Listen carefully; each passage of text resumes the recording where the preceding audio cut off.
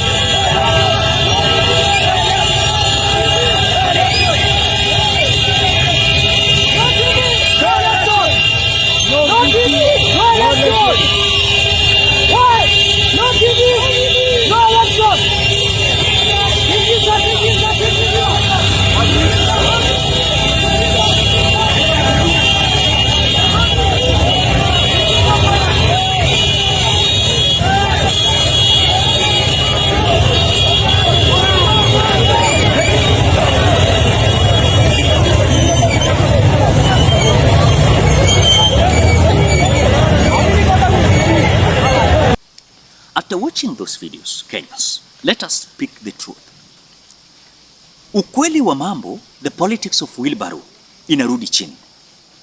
The politics of wheelbarrow is not having any sense at all as we speak now. Of course, you can compare with the scenario in the last general election. Gedion Moi is a party leader of the KANU.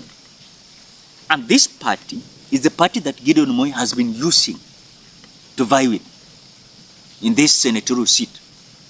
But now, when the wheelbarrow thing came in, Gedion Moi was defeated by this wheelbarrow, UDA.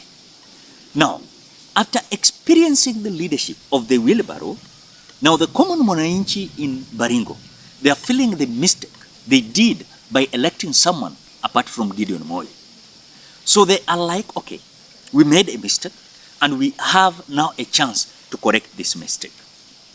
And how are we going to correct this mistake? Is by ensuring that Gedion Moi is going to be on the ballot. The question that you must ask yourself, why did William Ruto ensure that Gedion Moi is not going for this by-election?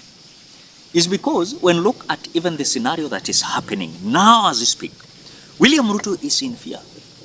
He ensured that he was crippling the dynasties, starting by Uhuru, going to Raila, and Gedion Moi. Immediately he decided to put down the Gedion Moi family.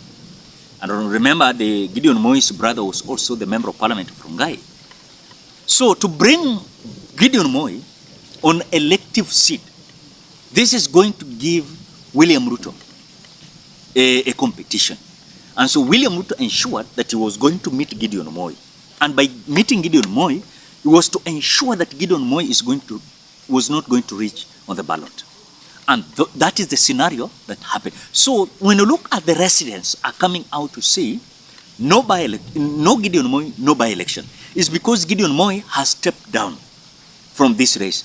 And the supporters that were mobilized, they are like, this was not the agreement we had with Gedion Moi.